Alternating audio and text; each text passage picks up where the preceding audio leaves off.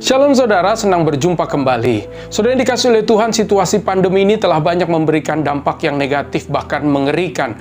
Dampak yang terberat terhadap seseorang bukanlah sekedar sakit secara fisik, tetapi dampak secara kejiwaan, bahkan kerohanian.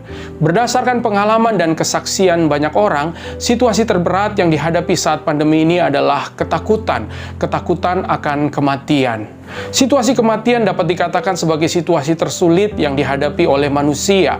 Tidak mudah memang menghadapi situasi kematian dan duka cita.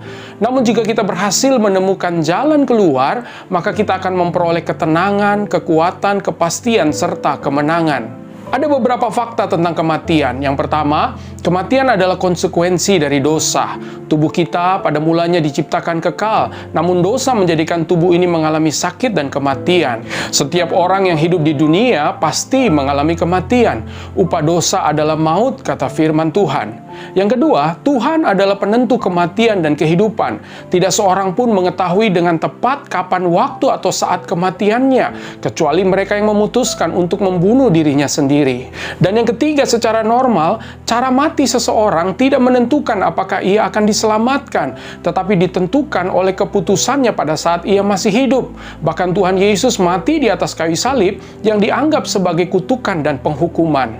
Yang keempat, setiap orang akan menghadapi bayang-bayang kematiannya ketika menjalani kehidupan di dunia ini.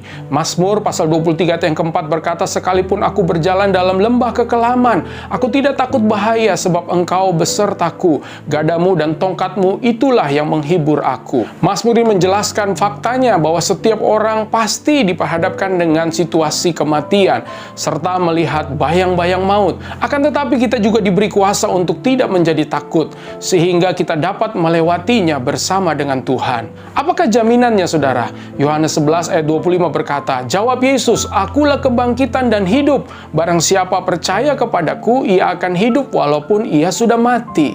Tuhan Yesus memberikan jawaban dan jaminan bahwa betul semua orang akan menghadapi kematian, tetapi sengat kematian sudah ditelan oleh kematian Kristus, sehingga kepastian setelah kematian bukanlah maut, melainkan kebangkitan dan kehidupan yang kekal. Sebuah kalimat yang penuh kuasa juga diucapkan oleh Tuhan Yesus di dalam Yohanes 10 ayat yang ke-10. "Pencuri datang hanya untuk mencuri dan membunuh dan membinasakan. Aku datang supaya mereka mempunyai hidup dan mempunyainya dalam segala kelimpahan." Hal ini menjelaskan bahwa iblislah yang menghendaki kematian sehingga memberikan ketakutan. Tetapi kehendak Tuhan adalah kehidupan, sebab Allah adalah Allah kehidupan dan sumber kehidupan. Ini berarti yang Tuhan mau atas setiap kita adalah hidup. Yang pertama, Tuhan mau kita tetap hidup dan menikmati segala anugerah-Nya yang memberikan kemenangan dan kemuliaan. Yang kedua, jangan berpikir untuk melarikan diri dari kehidupan di dunia ini dengan merusak kehidupan kita yang dianugerahkan oleh Tuhan. Yang ketiga, jangan menghabiskan waktu untuk tinggal dalam ketakutan. Bangkitlah, saudara. Yang keempat, janganlah menyia-nyiakan kesempatan yang kekal yang Tuhan berikan pada hari ini, sebab hari ini adalah harinya Tuhan untuk menyelamatkan kita. Yang kelima, meskipun tubuh kita lemah, merosot, bahkan mengidap penyakit, tetapi yang selalu Tuhan mau adalah iman kita tetap hidup, semangat kita tetap hidup, sukacita dan pengharapan kita tetap hidup, kesaksian kita tetap hidup, sebab penebus kita hidup. Yang keenam, ketahuilah meskipun kita sedang menjalani kehidupan di dunia yang sementara ini, tetapi di kehidupan kita ini kita terhubung dengan sorga dan sedang hidup di dalam keabadian, karena Allah telah menaruh kekekalan di dalam hati kita. Setiap perbuatan iman kita adalah abadi, pengharapan kita adalah abadi, kasih yang ada dalam kita juga abadi, roh yang ada di dalam kita dan menyertai kita adalah abadi dan kekal, serta upah dan kemuliaan yang disediakan Allah bagi kita adalah abadi selama-lamanya.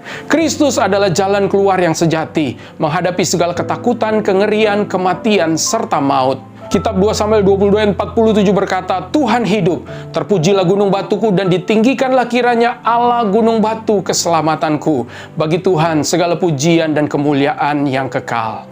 Terima kasih saudara sudah menyaksikan video ini. Mari kita lanjutkan kehidupan kita yang berkemenangan bersama Kristus. Doa saya buat setiap saudara, Tuhan Yesus memberkati. Immanuel, Ia menyertai kita senantiasa.